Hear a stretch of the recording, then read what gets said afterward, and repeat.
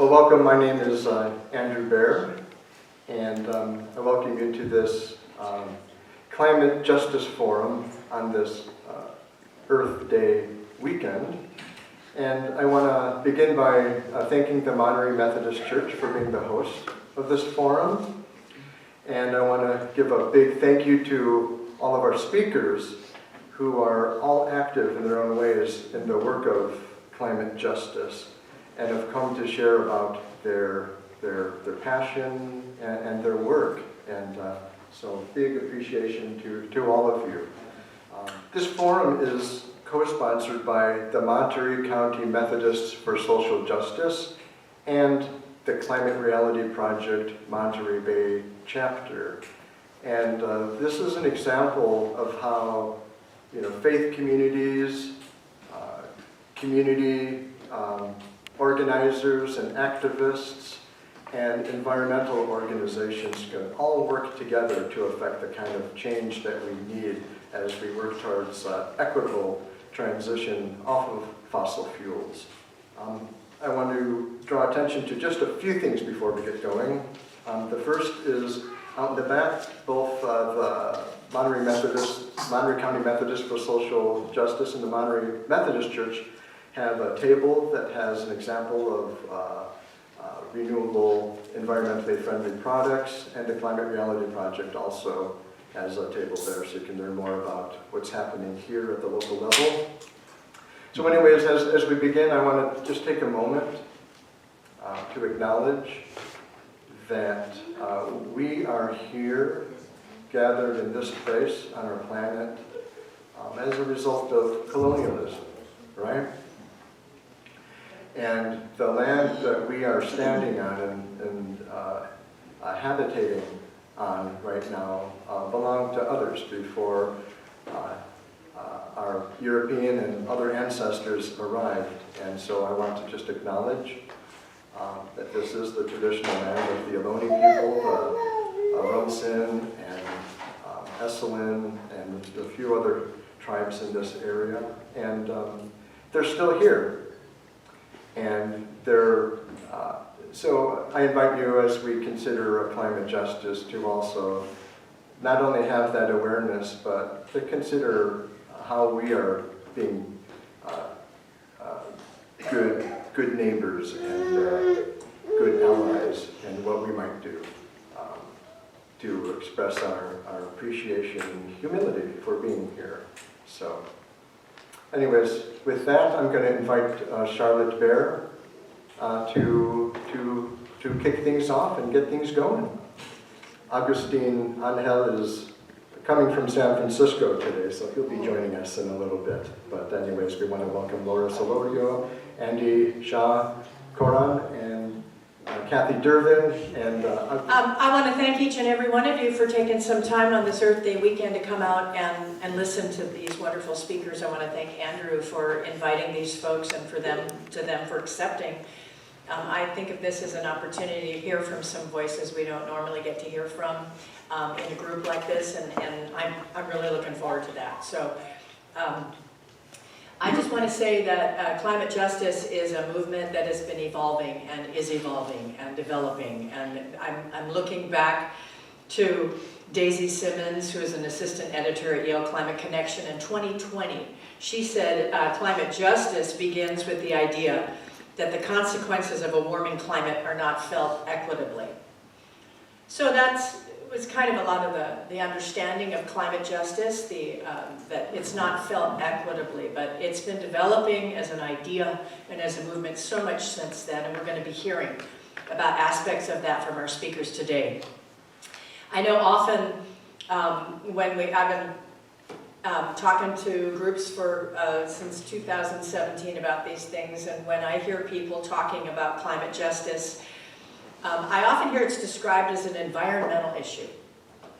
It's part of an environmental issue, which sometimes is suggested to be a partisan issue. And we know that that's not true. Climate change is not a partisan issue. It's been weaponized in this country by parties, but it's not a partisan issue. And climate change is most certainly a social justice issue as well. But the dichotomy I'll often hear is that it's environmental or social justice. Oh, I can't work on the environmental justice committee because I'm on the social justice committee, you know what I mean? It's like we're moving past that understanding now, blessedly, to understanding the intersectionality of the climate crisis movement, of which climate justice is now a mainstream part of the climate movement. And it affects all of the social justice movements we care about. So now, if you're involved in the work of climate justice, you're probably involved in the work of social justice in every other way that you're used to thinking about. I just want to offer 3 things from the International Panel on Climate Justice, the IPC. They say there are key factors to consider in thinking about climate justice. It begins with recognizing that key groups are differently affected by climate change. That's the first thing.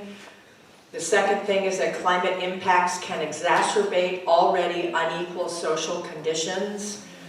So any of our vulnerable communities, anytime there's a climate disaster, it exacerbates the social inequities that are already there. And we also want to appreciate that there's a lot of deeper dive going into the roots of colonialism and displacement, war and peace, and the younger generation as a whole are dealing with unequal amounts of challenge ahead of them as well. And then third and finally, momentum is building for climate justice solutions.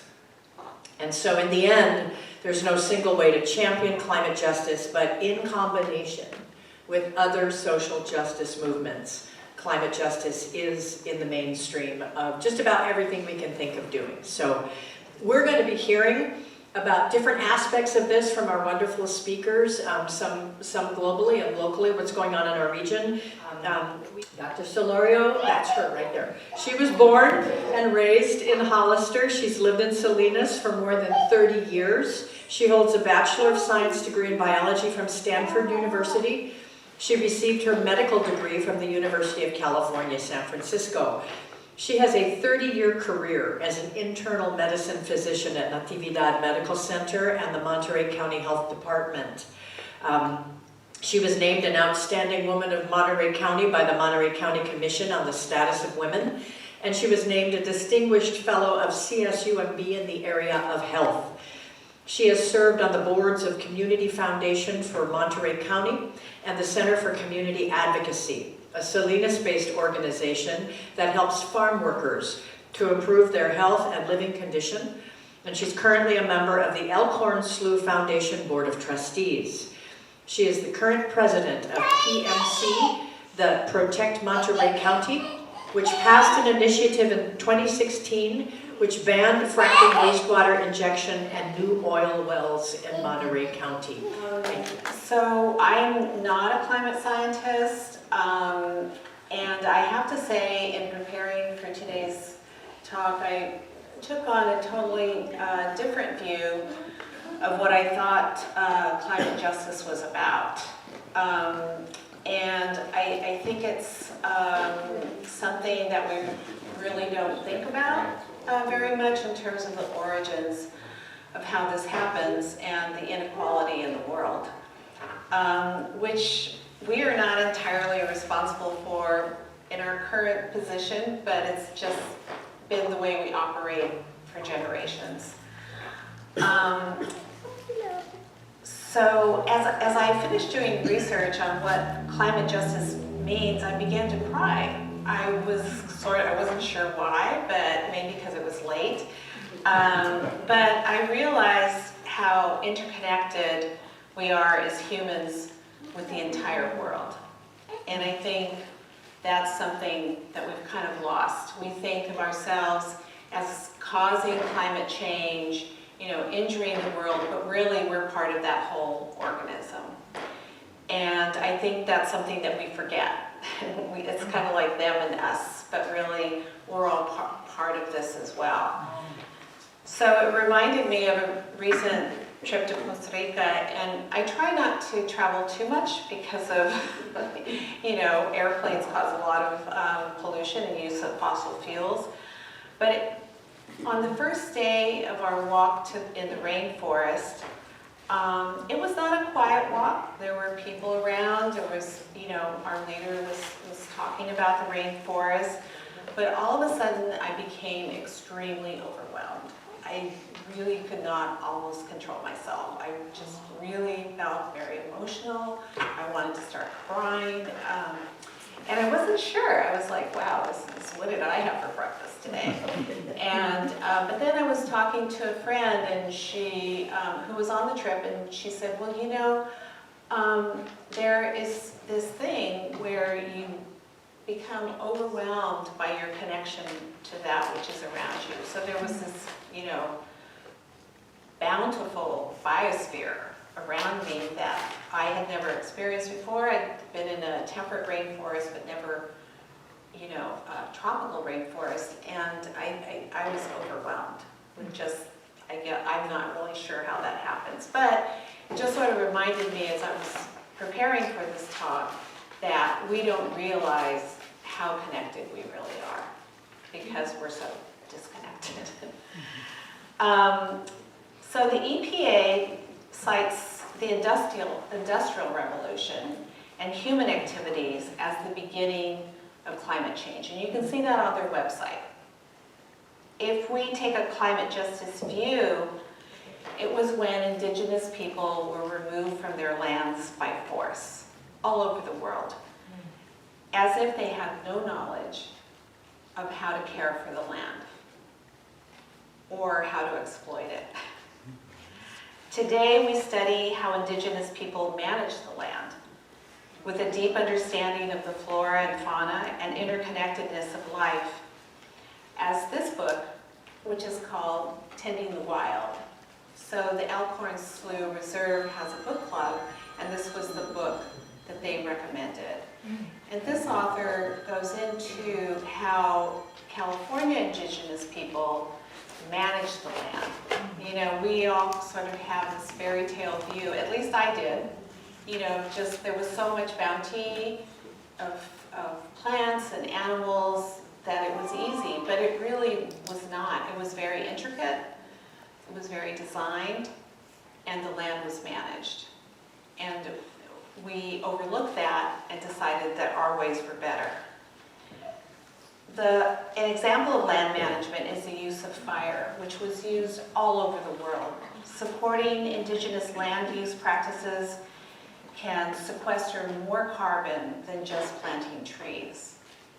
We look at solutions, plant a tree, plant many trees, but really if you look at communities that are allowed to be managed by indigenous people, it actually stores more carbon. So climate justice means it is not enough to just look at the atmosphere and count carbon. We need to look at the economy and the exploitation of land and labor. Racism and classism are a biocide. And I added classism because I think all poor people, no matter what their color, are subject to this. Racist practices such as limiting housing for people of color in white neighborhoods, which are often less exposed to climate disasters, is a form of institutional racism, which we had no idea.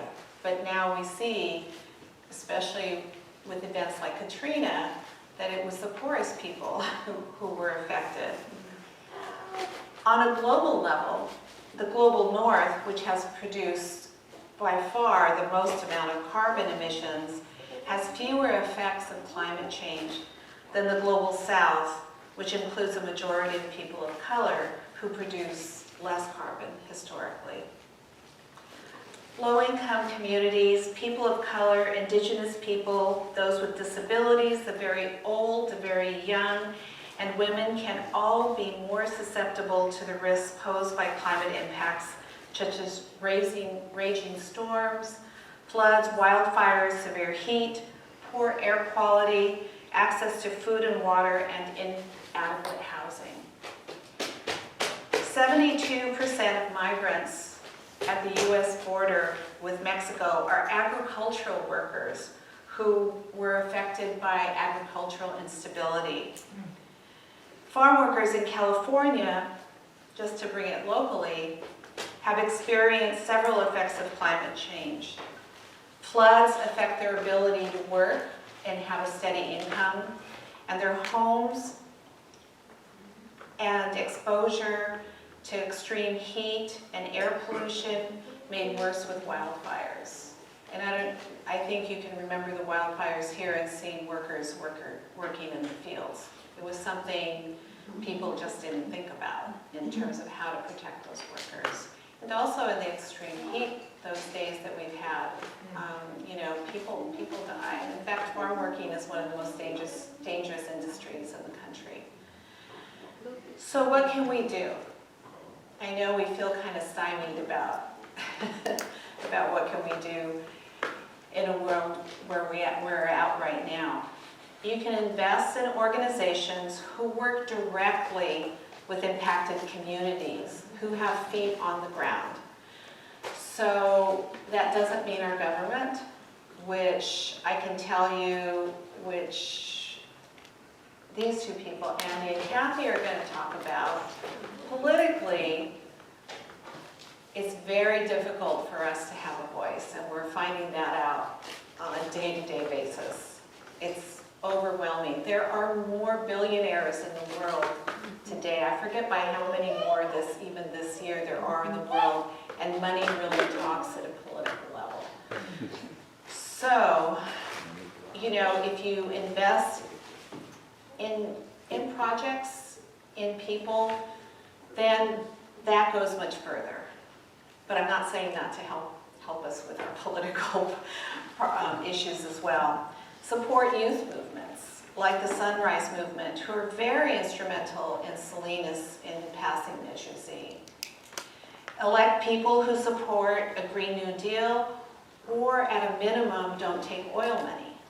And you can look that up. It's easy to look up in California anyway, of who takes oil money. And then you can write them a letter, I'm not voting for you because you took oil money. Support sustainable agriculture, agroecology, and practice these same practices in your home gardens. No pesticides, herbicides, grow native plants that support native bees and other insects. In my neighborhood in South Salinas, I mean, there is a lawn in front of almost every home. And I know some communities are beautiful. And usually when I see a house that has native plants in the front and no lawn, I find that they're usually supporters of climate justice and issues that we're talking about today, sort of like your garden reflects you. And also you can be lazier about it. You know, a lazy gardener allows bees to nest in the ground, so it's just helpful to be lazy. Let those leaves sit there. Also, just supporting sustainable agriculture. I go to the Eco Farm Conference because I find it fascinating that there are different ways to farm. And it's really encouraging to meet the farmers who are leading the way. Support expanding cultural burning and address policies that prohibit this. So there are many laws, county, state, that don't support these kind of indigenous burns that are going on, and they do go on in our county. It's really interesting. And then just continue your climate education and engagement. Don't be apathetic, paralyzed, or depressed. We need to keep learning together with imagination, creativeness, love, and openness. So thank you.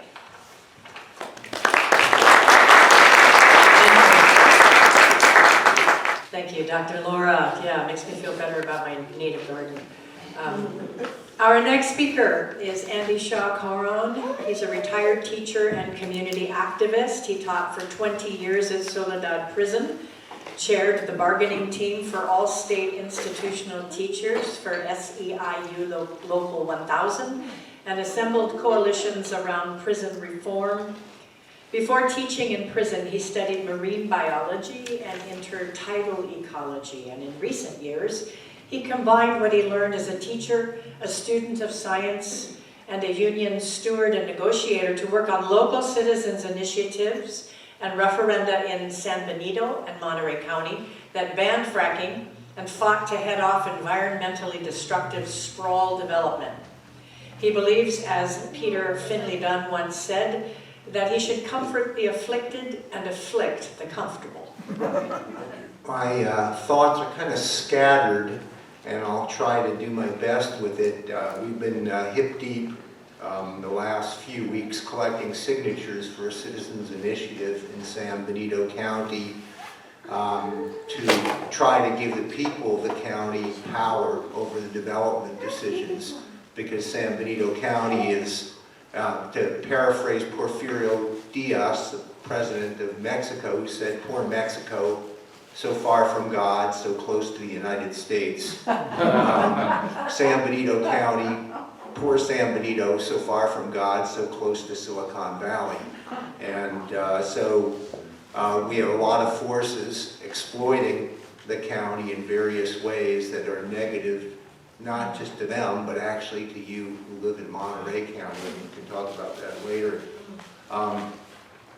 As I said, I'm going to go kind of jump around a little bit. Laura, I always call her Laura. We've been friends for a long time. Laura was talking about being emotionally moved by something. Recently, although I didn't watch the Grammy ceremony, I watched just the performance by Tracy Chapman and Luke Combs of Fast Car, and I found tears running down my cheek. And not just because I've always loved the song, I used to play it to the students in the prison and have them write about it, but to see how it has become both a country western hit and Tracy Chapman's version of it, and to see the two of them singing it together, because in a lot of ways it's about, when you talk about justice, of course its flip side is injustice and thwarted lives. And there are a lot of folks who have thwarted lives, there are many, many obstacles, and now the obstacles to good lives are becoming more generalized. Yes, it hits the poor and the indigenous first, but actually the potential for rewarding long and decent lives is becoming more and more thwarted for people all across the world, and we're not fully recognizing it. I was looking at some quotes that I think about a lot. I had a mentor named Art Pearl, who was at UC Santa Cruz, who I like to say he changed my life, because I had been an intertidal ecologist and walked away from a fellowship at Oregon State where I was supposed to study with a woman named Jane Levchenko, who went on to become the head of NOAA. And I started tutoring for the EOP program because my dad said, well, you walked away from a fellowship, you're on your own now. And so first I worked in cafeterias, and you tried to live in the woods as a way to save money, and met somebody walking around with an axe the first day and decided, no, that's not where I'm going to live. But I tutored for the EOP program, was good at it, and I thought, well, maybe I should become a teacher. My parents had been teachers. And I met this guy, Art Pearl, did a class called Education for a Livable World. And he had been a longshoreman and an activist and involved in practice and a soldier and a lot of things. And he got me engaged in trying to make the world different. And one of the quotes that he loved a lot was by H.G. Wells, and I think it speaks very well to our situation now. He said, civilization is in a race between education and catastrophe. Let us learn the truth and spread it as far and wide as our circumstances allow, for the truth is the greatest weapon we have. So the difficulty is that there are many, many forces that want to impede the effort for people to understand truths, because they actually benefit. at least, or they think they benefit from people not understanding truths. And so you have to then start thinking about if, I don't know how many of you know Paulo Freire's book, Pedagogy of the Oppressed. He started out working with illiterate peasants in Brazil. And he had a term, and I don't speak Portuguese, but consciência, this idea of a critical consciousness, this idea that people begin to understand that the circumstances around them are made by human decisions. And that therefore they can change those circumstances. Well, I think that was a very concerted effort in many countries to make powerless, poor people feel powerless and poor. It was part of how you control people. That's why in our country it was illegal to teach slaves how to read. So we worked very hard to make people powerless, and increasingly we're trying to make the broader population feel powerless. So what was, just a more focused oppression has become a more generalized oppression. And Art Pearl used to talk about what he called the four mechanisms of oppression in a free society. He said, we don't do what they did in Paraguay or Uruguay or Argentina, where people drive up in a van with a stocking over their head and throw you in the van and throw you off, from an airplane out into the ocean and things like that. Our oppression is more subtle and it's harder to kind of react to it. But he basically said we use illusion, confusion, division, and diversion to make people disengage with trying to change the world around them. And for years I argued with him and said there's another force, disillusion, the sense that you can make no difference. And he had it was very hard for him to accept that because he had been a veteran in World War II. He had helped fight the war on poverty. He'd been involved in the civil rights movement. He'd been involved in efforts, fighting the Great Depression. And, it was a generation that believed that they could transform the world. But yet, if you talk to young people, many, many of them believe the world is not transformable. And that has been by design. Our schools, as they disconnect from actually getting students to understand real history of how the world changes, as we atomize the education, it makes people feel more and more powerless. And so then you have to start thinking about how do you do the antidote? How much you want me to close off here? No, I want you to stay focused. Okay.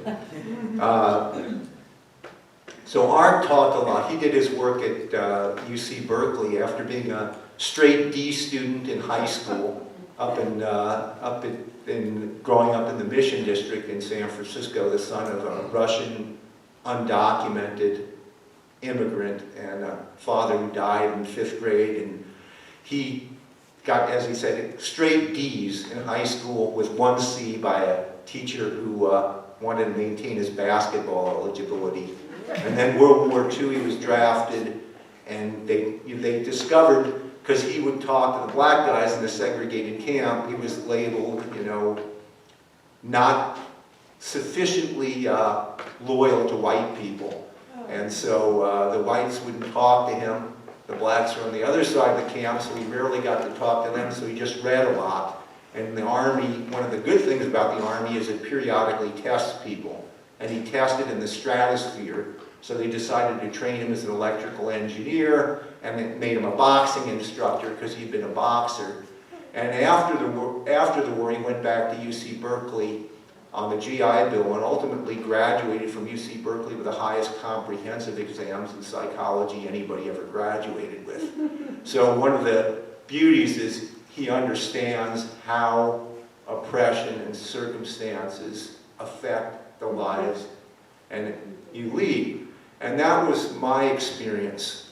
in the prison system is I had to break my students out of the sense of nobodiness, of the incompetence that they had internalized.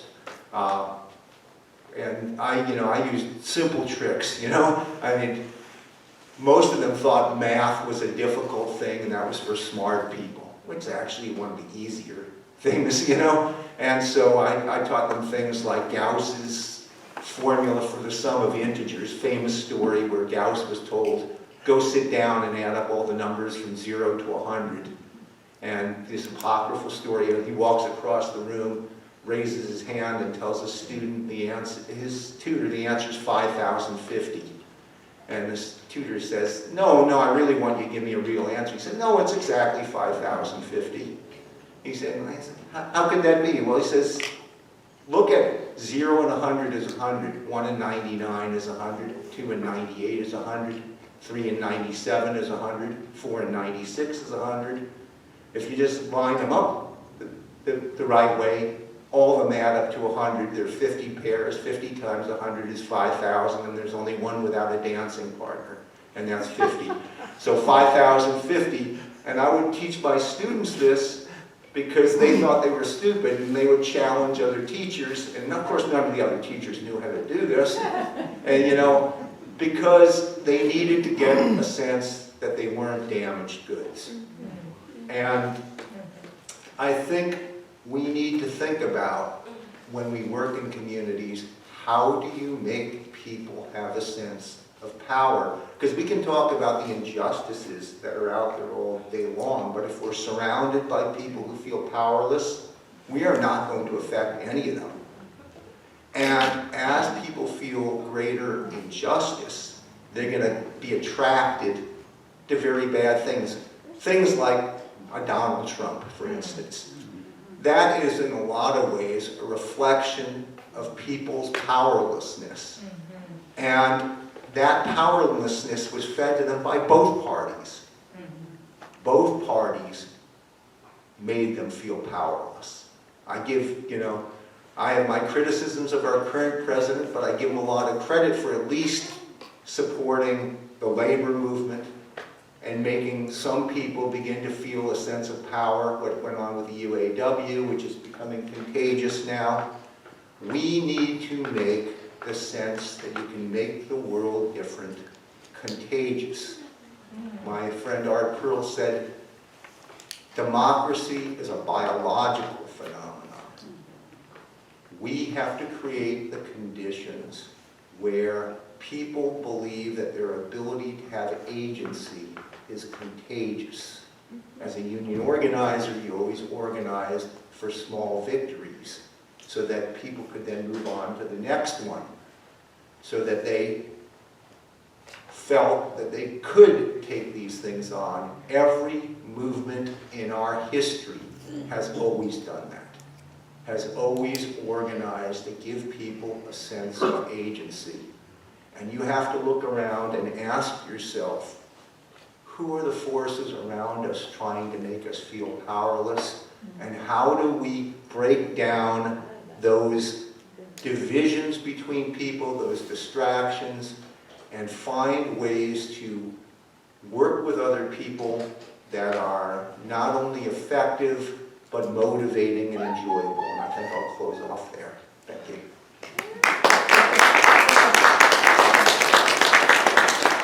Thank you, very powerful. Hi, I want to acknowledge your presence here, and also you remind me strongly, Andy, that people in institutions are also very, very vulnerable groups, especially around any kind of climate impacts. But I'm a healthcare chaplain, and one of the things that really affects someone's existential well-being or not is their sense of empowerment to have any effect on positive outcome at all. So thank you for those words. I was letting you settle for just a second and vamping, and it's Augie Angel or Engel? Augustine or Augie. Augie. And Augustine, so thank you so much. He's come all the way from San Francisco, and so we're delighted you were able to make it with us. He's a co-founder of Leaders for Earth.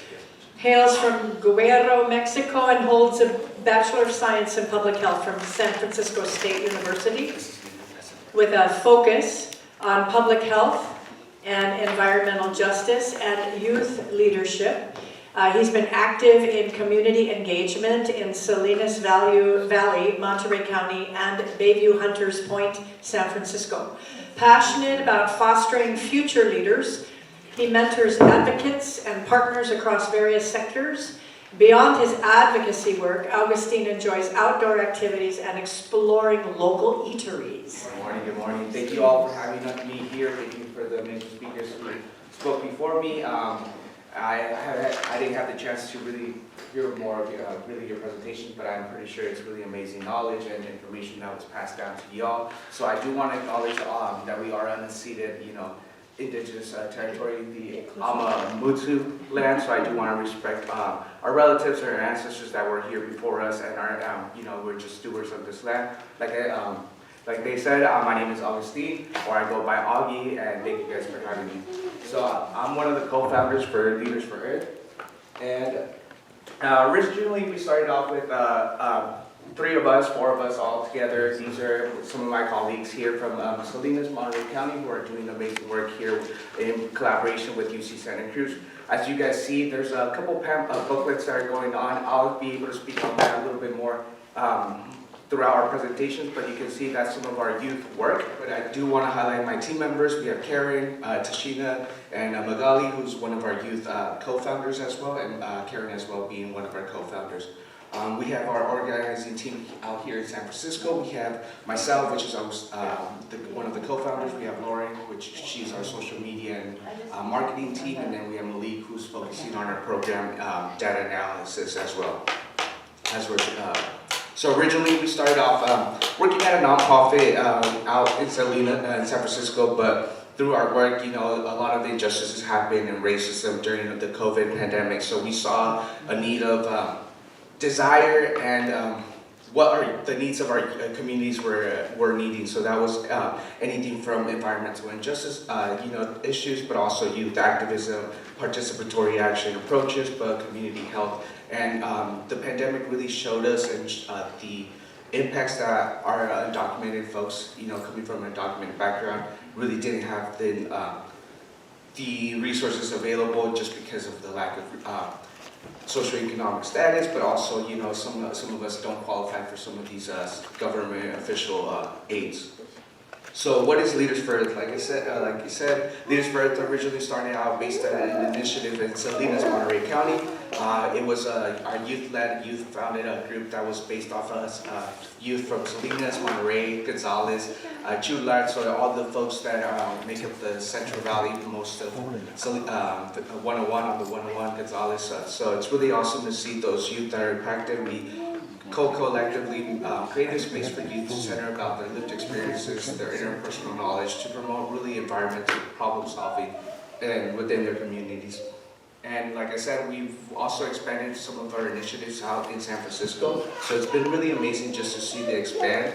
And then usually what does a partnership look like within Leaders for Earth? Like I said, we're barely starting off, but we've been had amazing partnerships throughout San Francisco where we had the opportunity to really focus on collaboration on environmental justice initiatives, such as workshop events, campaigns, but also we have access to expertise, researchers from in collaboration through UC Santa Cruz with the Department of the Environment, but also we have other researchers within our communities that we can reach out to them in regards to whatever needs we need, but also capacity building and training. A lot of folks, we're experts in some knowledge, but we would like to also highlight that our youth who are at the front line of these health disparities and environmental injustice are experts as well. They know, they have the knowledge, they have the expertise as well to really attack and talk about the issues,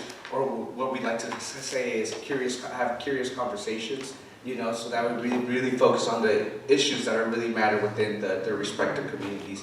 We also do a lot of networking and collaborations.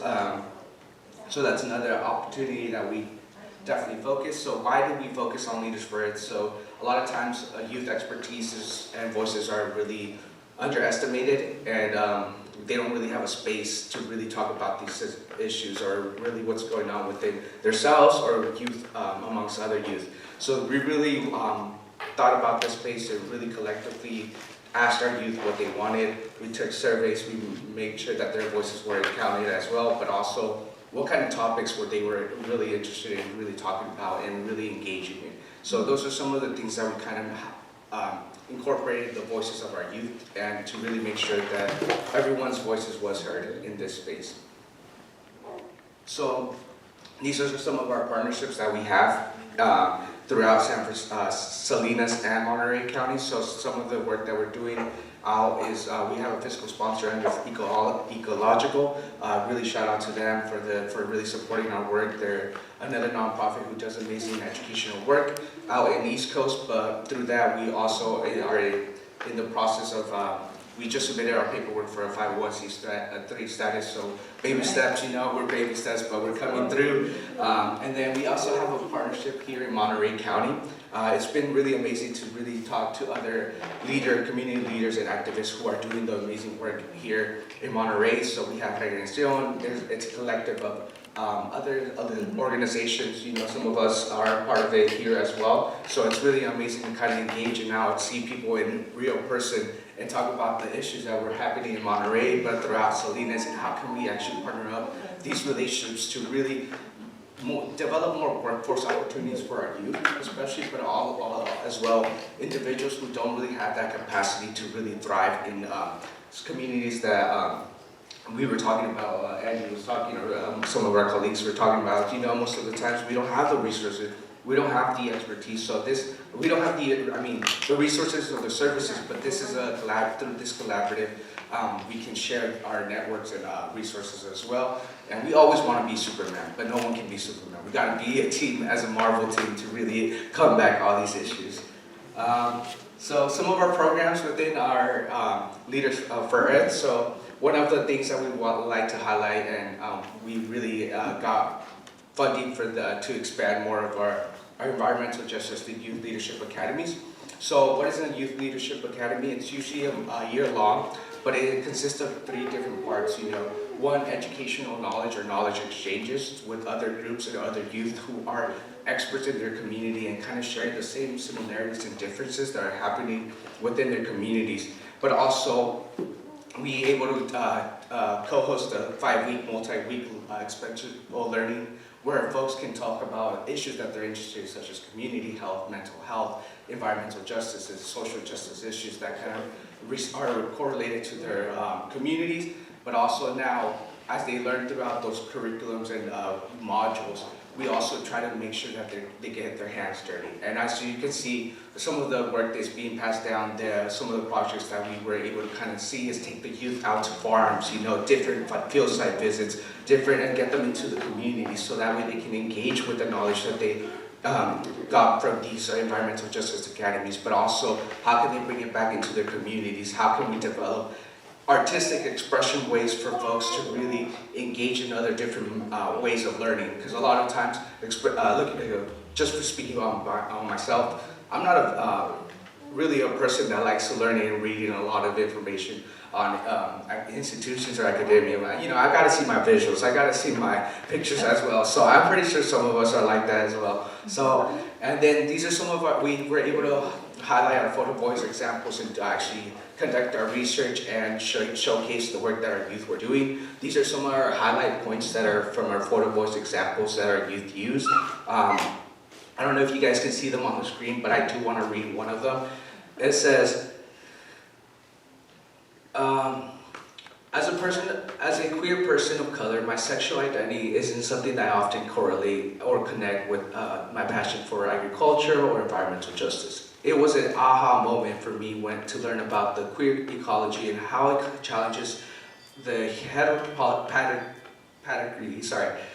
patriarchy and how the communities challenge the food system impacts the United States. And being already, California and Central Valley, they already serve 1/3 of the 1/3 of the population's food throughout the nation. So imagine how much big agricultural industries are impacting our youth and our communities that are surrounded by a lot of pesticides, a lot of chemicals, but also sprays that are being delivered within 10-mile radius or even 5 to 10 minutes. And a lot of times notifications aren't being sent out to our communities, so they're being impacted, they're being exposed, they already smell it, they talk about, they already know. So these are some of the issues that we really try to talk about, that highlight with our youth, and kind of see what are some impacts that are impacting them and their community as well.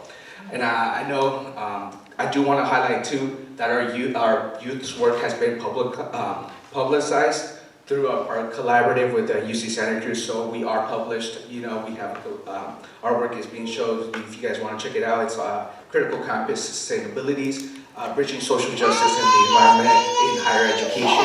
And as Andy was talking about, system and institutions are really targeting our people. There's a lot of times where terminology is not really passed down to our communities, or we understand it in a different way that institutions may not think. So a lot of times we need to break down that terminology or knowledge to a 5th grade level, a level that can be readable and comprehensible for everyone, regardless of your background, your race, or where you come from. And that's what we're doing. That's what our youth are doing. They're being able to break down that stigma of higher education, but also being exposed to those academias and institutions to use their resources, be able to talk about, be in these spaces, bridge higher education as well, but also now them being the experts. And I do want to show that one of our youth got published for the work that they were doing, talking about mental health and just really showcasing that youth are the experts. Youth can really change the difference, and their voice really matters. And that just proves to show that they're up and coming, and they're ready. They're ready for us. They're just some of us were in their way at times. So this is the opportunity to work with them and really show that they're passionate about the work that they're doing.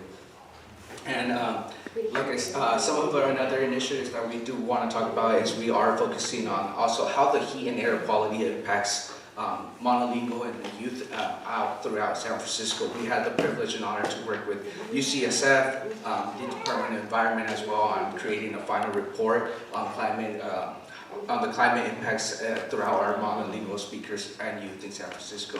For that, now we're working on the next steps of creating workshops.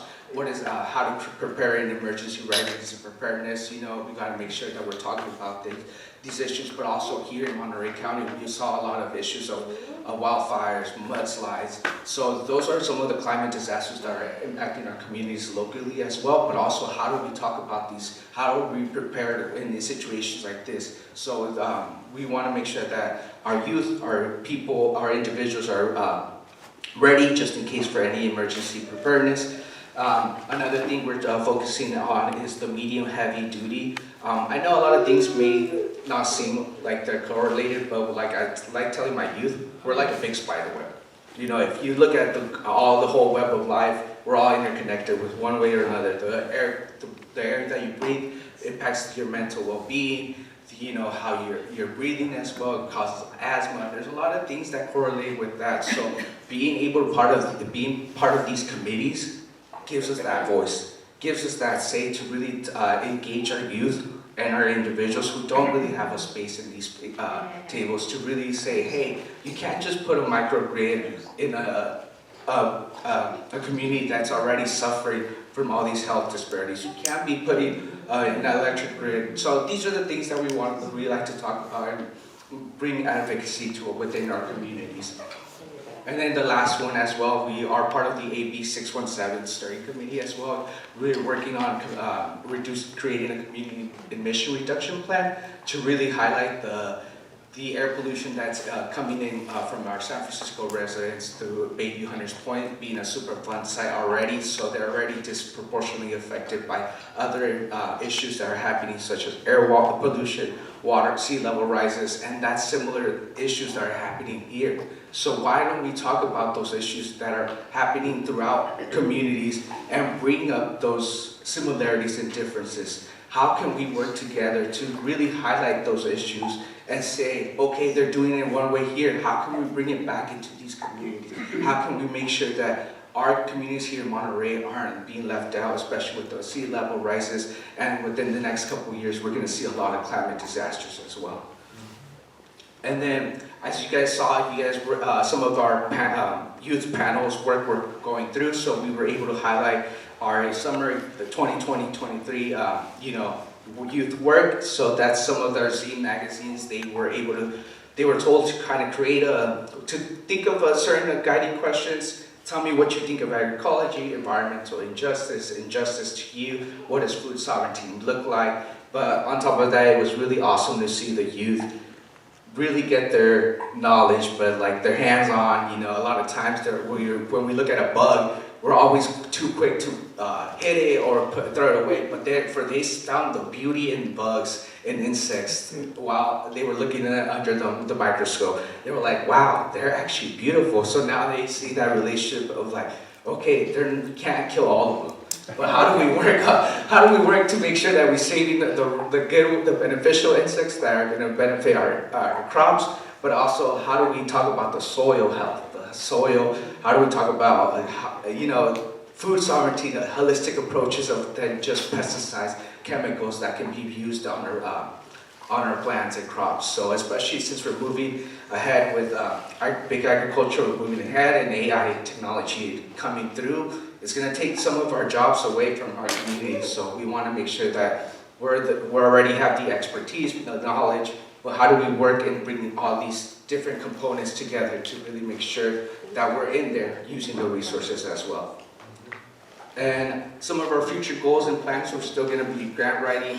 We have a couple, we're working on our summer 2025 EJYLA, so we have a grant to expand within the next 5 years our EJYLA academies through a collaborative of UC Santa Cruz. So we'll be working closely with them and other partners throughout Salinas, Monterey County to really expand more of that workforce development, more youth opportunities within our youth. And then as well in San Francisco, we are hosting our annual Bay Sparks Youth EJ Summit, where we were able to bring some of our youth from Salinas, Monterey County and take them to San Francisco and actually learn about the youth work as well, but also talk about the work that they were doing here in Salinas, Monterey.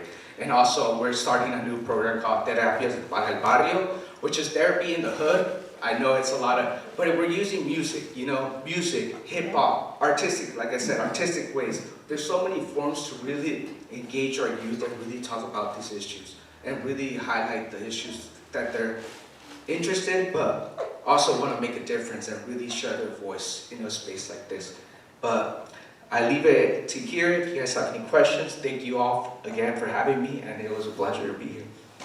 Thank you. So, wonderful. I know one of my mentors, Al Gore, who founded the Climate Reality Project, said, harness the power of the collective.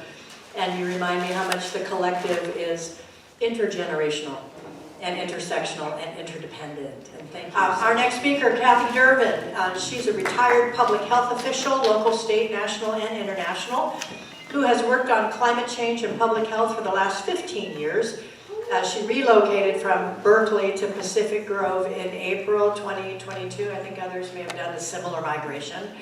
Kathy co-founded 350 Bay Area, one of the largest grassroots climate activist groups in the region.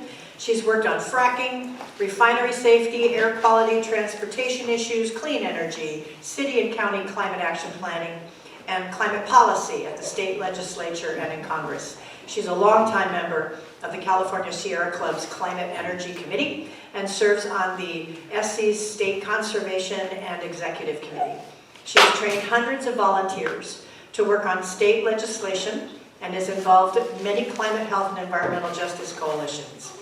Kathy's a member of the United Nations Association of Monterey, Monterey League of Women Voters Natural Resources Committee, Sustainable Pacific Grove, and she's learning about groups and social justice activities in the Monterey and Santa Cruz areas. I'm glad she's in her chapter. Last year, she participated in a pilot California Youth Climate Policy Fellowship and mentored 2 students at Watsonville High School. Wow, Augie, you just brought a lot of energy into the room, building on what Laura and Andy shared. So I hope you're all learning a lot while we're in the church here together. I certainly am. So thank you all for being here, and all of you. I just want to share one thing.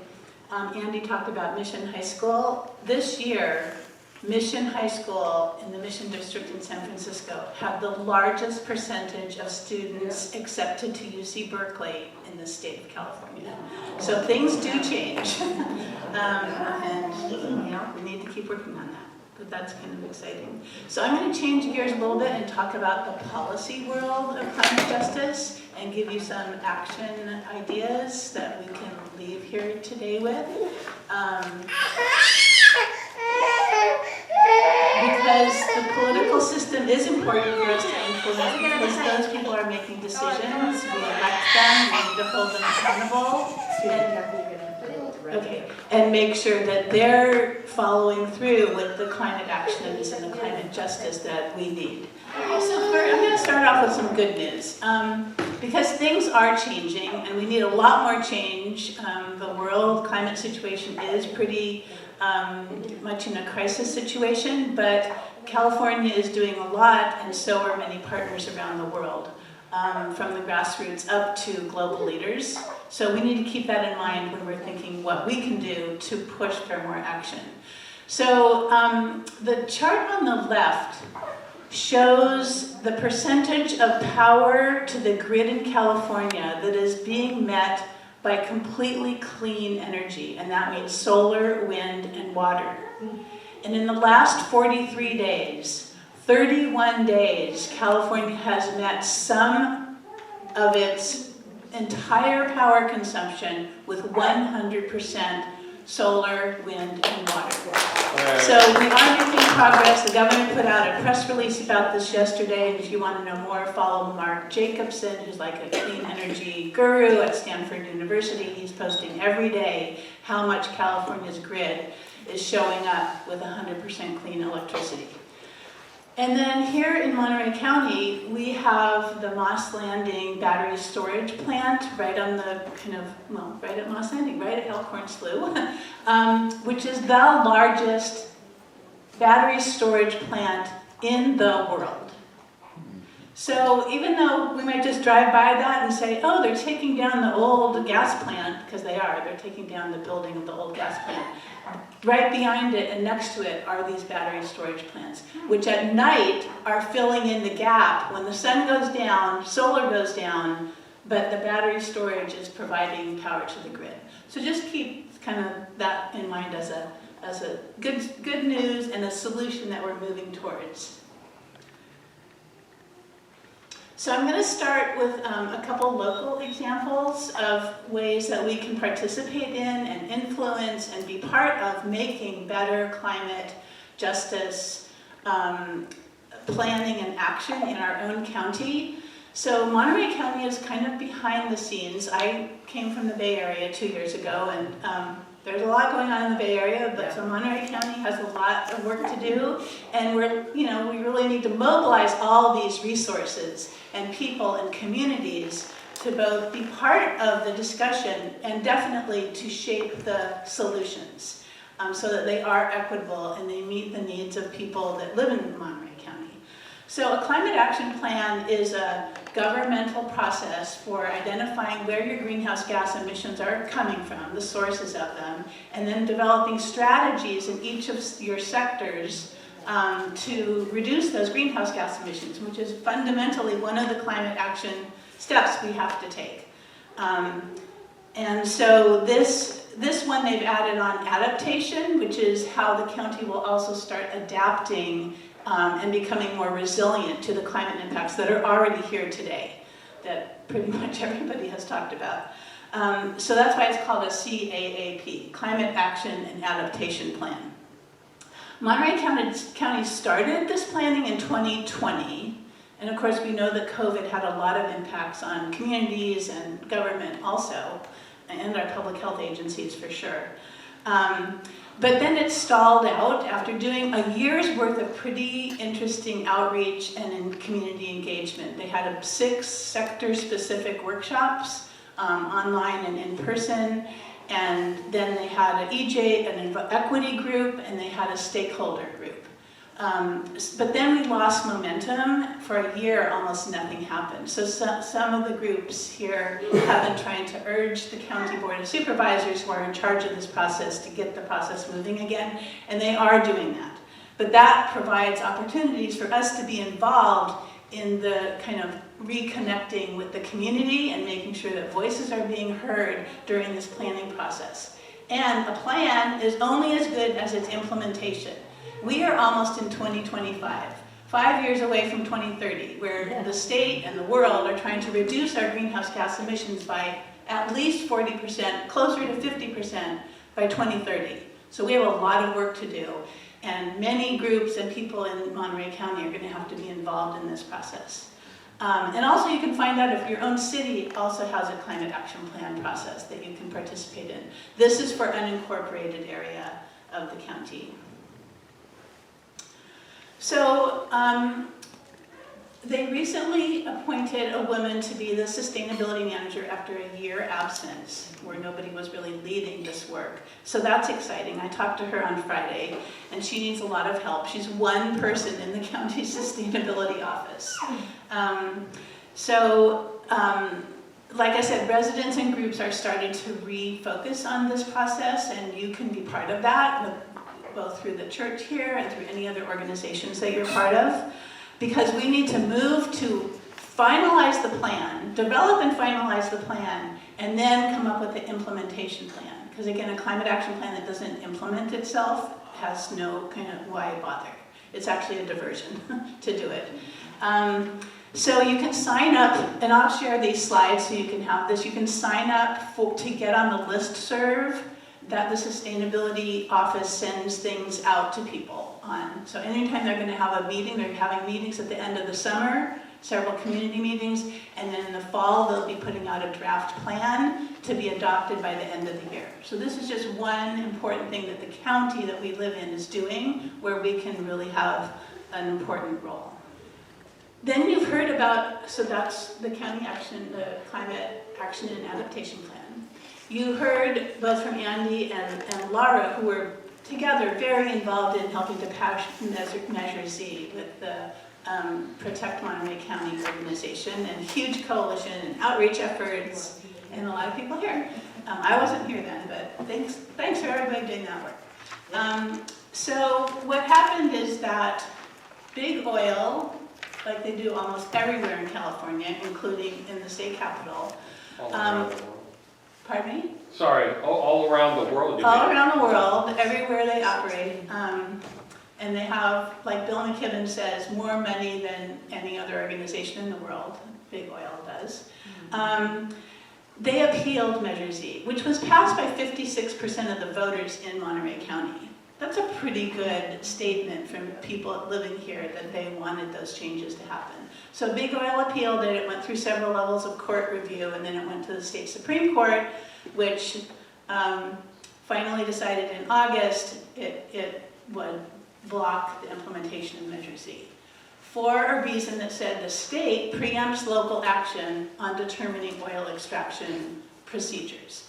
So this bill in the legislature right now by our Assemblywoman Dawn Addis, AB 3222, would put into statute, into state law, no, local governments have control over their land use when it comes to oil drilling and oil extraction, and can change, restrict, or prohibit it altogether. So Laura and I have been working with Center for Biological Diversity to help build support for this bill, and we have an opportunity today to send a message to our speaker, who's right here locally. Robert Rivas is the Speaker of the State Assembly, so he's a powerful leader in the state legislature. And to let him know that we really support this bill, which I can hold up the sign. Let's pass AB 3233. Then we will send this to a variety of legislators, and Happy Earth Day, because here we are on Earth Day taking note that we want something in the legislature to change. Thank you for doing that. Okay. And then maybe if we have time at the end, I'll have you actually make a phone call and leave a message on Robert Rivas's. You can, on the weekend, you just leave a message. You know, Of course. Thank Don Addis. and thank Don Addis, because it's not easy to go up against the oil industry. Yeah. Okay, so another big thing coming up, and this is one of the leading environmental justice issues in the state of California around oil and gas today, and it has been for the last 5 or 6 years. There's a huge coalition of groups led by environmental justice groups. And it's very important in these efforts that the people most affected are in fact leading these coalitions. And the group called Vision, which is a group of neighborhoods in oil and drilling where it's most concentrated in Los Angeles, Kern County, Ventura County, have really kept this alive and fought for this. And what are they fighting for? A 3,200-foot setback between homes, schools, clinics, parks, and where an oil drilling operation can be located. Because in many places in Kern County and Los Angeles, they are at the end of people's driveways, right next to a park, right next to hospitals. Los Angeles has the largest urban oil drilling in the world. This is a campaign because, again, just like Measure Z, the oil industry went after something that passed in the state legislature. So in 2022, we passed SB 1137 through the legislature, and the governor signed it into law. The next week, the oil industry put $20 million into a fund and started collecting signatures statewide to overturn this law, the 3,200-foot setback, which would protect the health and safety of communities. 5 million people in California live within a mile of an oil and gas operation, and 80% of those are people of color. This is why this is such an important environmental justice issue, that we have to win back from the oil industry. So we don't have a number yet. You know how when you get your ballot, you have the numbers of the initiatives? We don't have that yet. So the slogan is, keep the law, because we already passed this law, and we're not going to give it back to the oil industry. So if you get these slides, there's a link there where you can watch a little video for a minute and a half about the campaign. So this is about preventing big oil from overturning the laws that people in California, led by environmental justice communities and organizations, have passed. And again, they put a lot of money into the ballot measure. Now they're putting $200 million. Think about that. All the things that could go to for good. They're putting $200 million into defeating SB 1137 and overturning the 3,200-foot setbacks. So that's what we're fighting about. It's very clear cut. We have to mobilize as many groups as possible, and we have a big coalition. But if any of you, including the social justice group, but if any of you are part of other organizations, we need as many people to endorse this campaign as possible. And now is a good time to do it because we're just leading up to starting the campaign.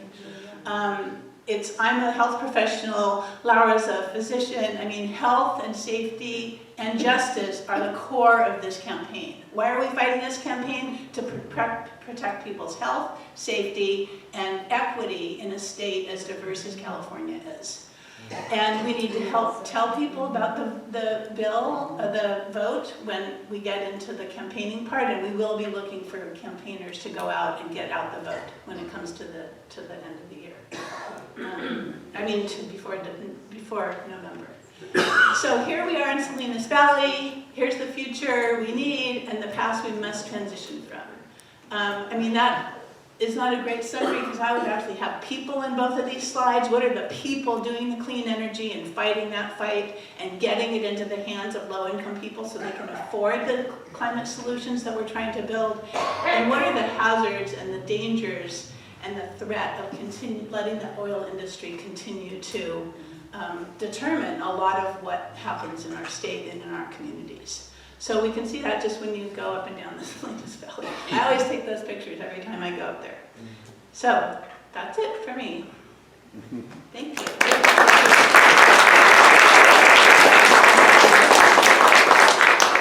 Thank you, and let's give a hand again to our speakers. Yes. Thank you. That's a little taste of some of the work each one of them are doing, and we're going to. I also want to give special shout out thanks to our videographer. You see standing right there. This is Wes White, who is doing this as a labor of love for us, and he has a YouTube site, John Doe 13K. So thank you so much, Wes. I also, as the co-chair of the Climate Reality Project here in the Monterey Bay, I want to say that we are involved in all of the initiatives you're hearing about today. All of them. We're a part of every one of these. And so if you wish to join our network and be part of our chapter as well, just see me or other Climate Reality members, raise your hands. You can see any of these folks and we can help you get connected. So much to do together. Thank you to those of you who submitted cards. I say this lovingly, but some of these cards could be an hour-long presentation in response. So you have to just trust me to use my horse sense here to sort of tweak out of it something that our speakers can answer.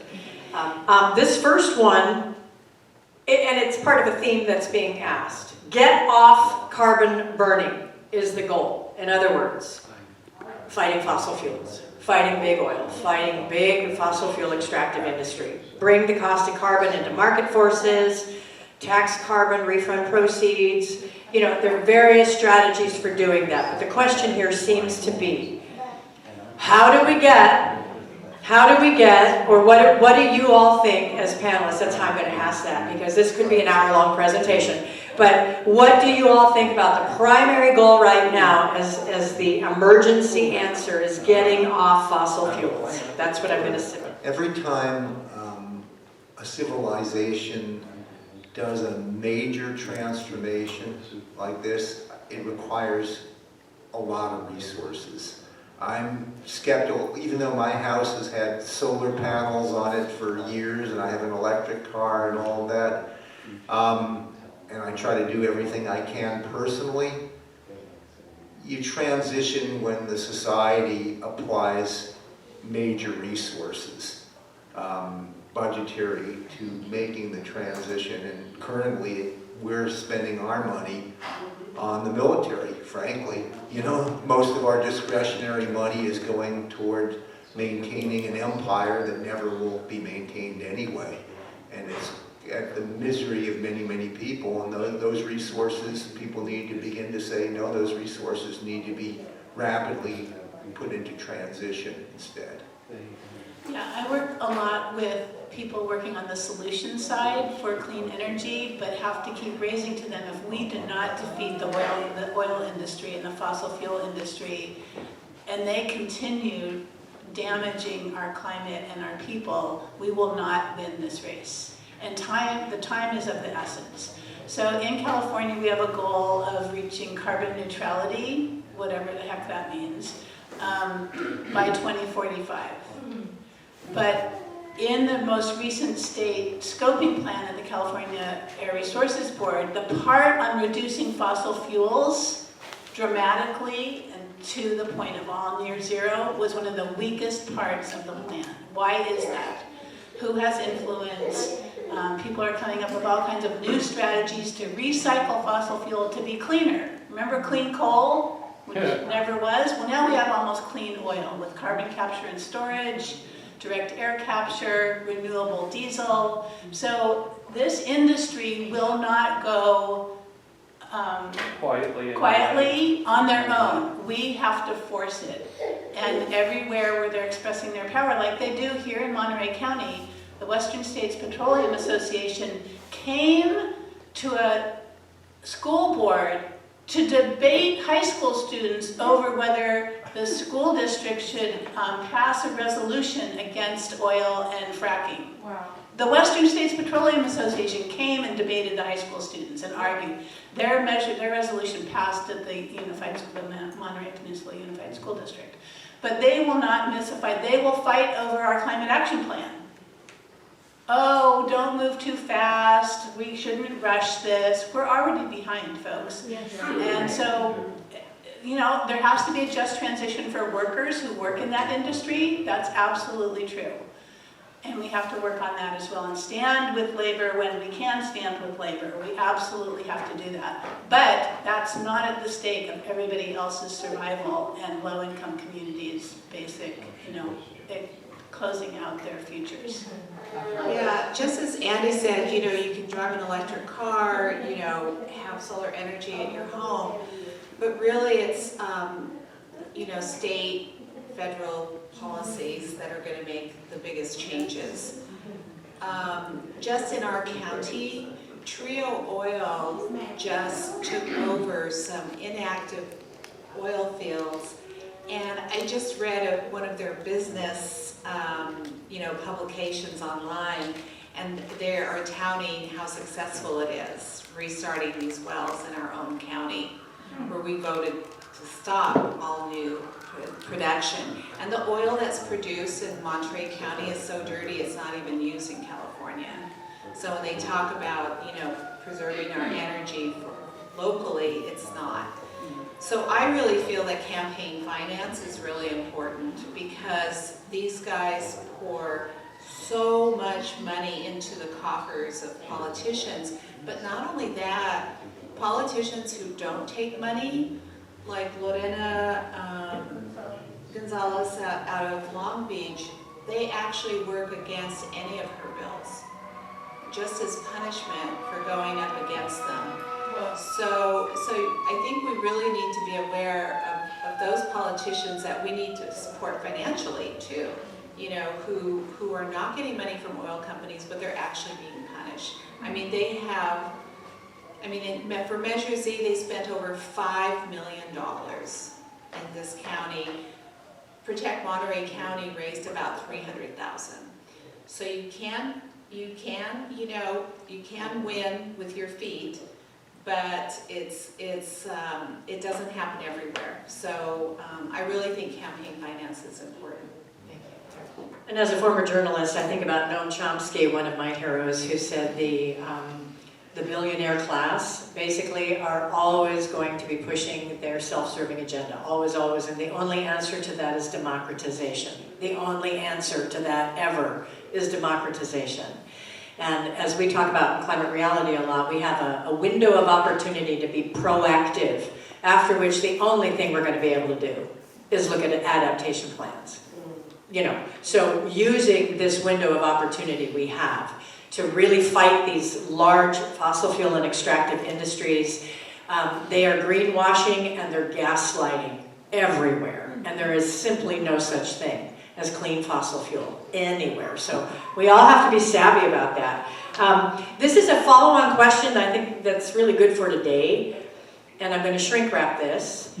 Michael Mann in the New Climate Wars suggests that the integration of broader social justice concerns disperses our focus. That keeping in the ground, blocking further drilling is the only thing that we should stay focused on. Based on what you hear today, panelists, what do you think about that? Is that dispersing our focus? Whoa. I heard whoa. It's pretty clear to me that in order to make the transitions that I've talked about, you need to have a tremendously broad coalition to flip the politics. And that requires talking about how those changes are going to affect the interests of all the folks that you're asking to join in. And to exclude the injustice issue, to me, is just another futile, it's going to be a futile attempt to make the changes. It's not going to happen.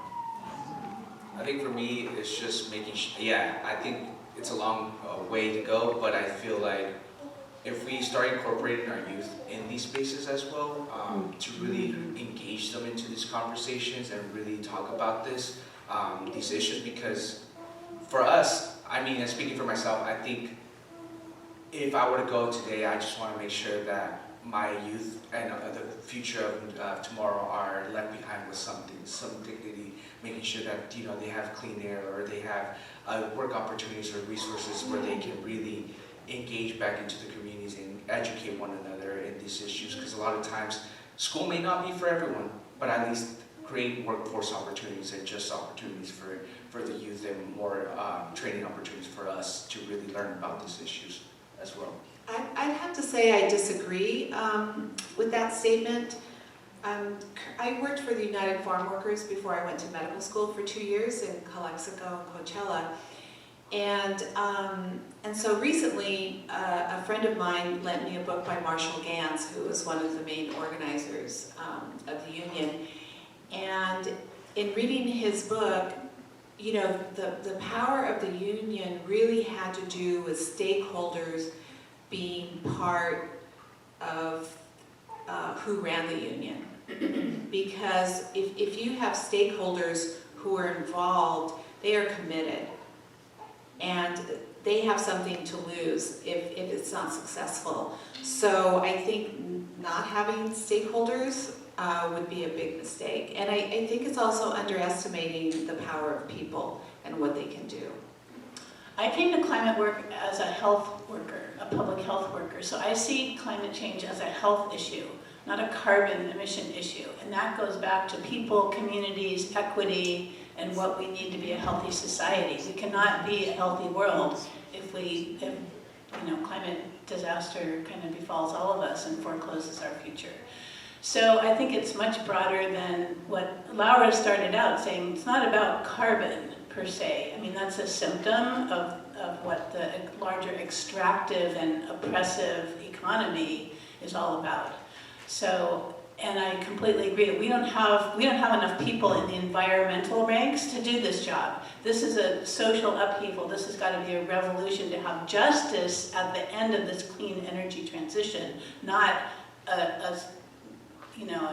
a replica of an unequal world that's just clean energy. It's much more broad than that, and California, what's the future of California demographically? Tell us, Augie. It's Latinos. I mean, it already is in many parts of the state, and so we have to engage and build capacity and open up the leadership that's already there in those communities to join this fight and help lead it. Going back to my mentor, Art Pearl, he used to teach a class called Utopian Visions, and he argued that every major movement in American history was propelled by utopian visions where you talked about what kind of world that people want to live in, and that requires all the folks to have some input into making that. So we're not going to shift from the current status quo to a new state, of being without engaging all those folks. So no, I take it you don't want to keep the focus totally narrow on, stopping fossil fuel. Yeah, sorry, Michael Mann, we're overriding that statement. So I have a follow-on question, and this is particularly for you, Augie. It says, when people say, thank goodness the youth are involved, they're going to save us. No. What is your response to that? And what are our youth most concerned about, if you could think of the top 3, someone's asked, things that are coming out of the work you're doing with youth here on the ground? So those 2 questions. No.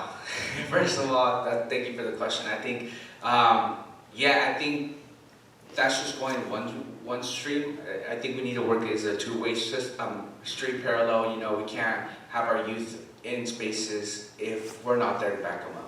If we don't have the resources, if they're not provided with the right technology, resources, or services that they actually need for them to really get going in the movement. But also, without them, we also need our elders. We also need our community members to support one another. I think that knowledge exchange, is really important to be passed down to generations from generation. And I think without the impact in community working in a collective, we're only going to think of one vision, and that's just my way or one way, And when we think of collectively, we're thinking of how can we work together? How can I support you? The youth are in the line and in the voice. How can we support them to make sure that they have all the power and the resources that they need to be really supported in these spaces? But also, who can vouch for them? Who's vouching for them?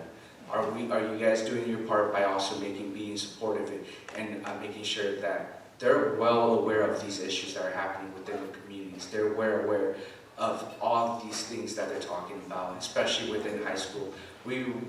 We're so involved within clicks and what media, technology, and also has been showing us, but also they're aware that these issues are happening, just like air pollution. I think that's one of the things that they're really focusing, but also food sovereignty, being able to produce a lot of food. They can't even take some of that food back home.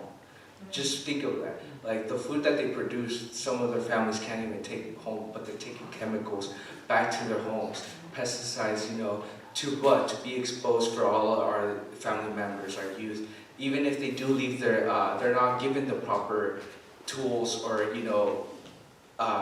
outwears for them to be out in the fields or really be protecting themselves, but also their families when they go back home. And a lot of times, wages, is one of those things that we see a lot, is the economic indifferences that our people have to go through. We're not getting paid. A lot of undocumented Latino folks aren't getting paid the proper wages because of our documented status. They're taking advantage of some of our youth. Our youth are working at the age of 13 just to meet the needs of our single parents, the parents that only have one or are undocumented. Because that's what America has really showed, is they created a law for them to pass child labor at a young age at 13. So anybody that's considered at 13 can work in the farms. And that's really it really impacts the lives of our youth, but also their education, their cultural identity. Moving around from farm to farm, trying to meet the needs of their families, but also just the basic needs. So I think that's one of the things, some of the things we focus is food sovereignty is really an issue, economic and air pollution, but also I think one of the things is also talking about housing. How do we provide a proper living home? A lot of families are living within 5 or 4 families within one household, sharing rooms. How many families can share a little trailer home? It's not so much, you can only live and sustain for so long until it all crashes. But As Augie mentioned, this issue of young people being overextended, financially stressed, we found in our recent campaigns we actually have a much lower participation of young folks because of the cost of living and school and everything else, they're just strapped. When I went to school, a tiny part-time job could pay for you going to college. And now it's this huge thing with, people with loans and barely getting by. And we found that most of our campaigns rely much more on retirees than anything else, just because of how strapped younger people are. Not that they don't care about the issues, they just don't have the time. Thanks for the question, whoever asked that question. It's something that comes up a lot, and I've thought about this a lot, and we have a son who's 24 now, and he's very aware of social justice issues and environmental issues and climate change. And it seems really unfair for the generations of people who have created this mess to say the youth are going to fix it. It's to me, it's offensive. It's like, who has the power to affect political change, and who's responsible for the problem? The youth shouldn't be told that it's their job to fix it. So I just wanted to say that.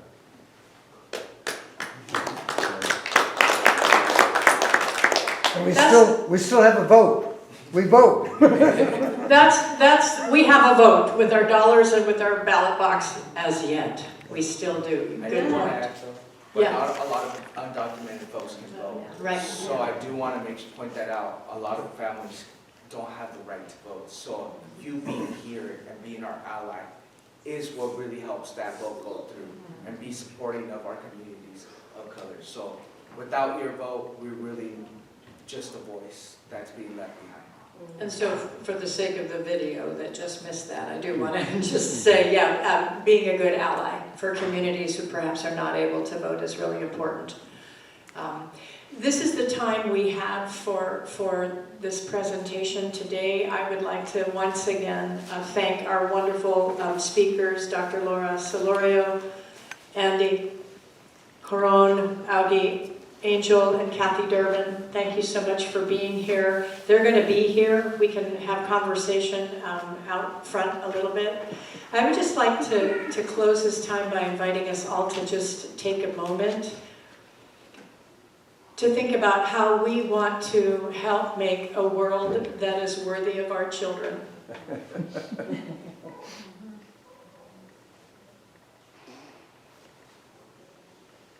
And we take a moment to remember the people right now who are climate refugees, who are being forced into some sort of human migration because they've lived in areas that are no longer habitable. And we want to take a moment to remember the people who are living in war zones right now. And so many of these wars are affected by some of these big forces we've been discussing today.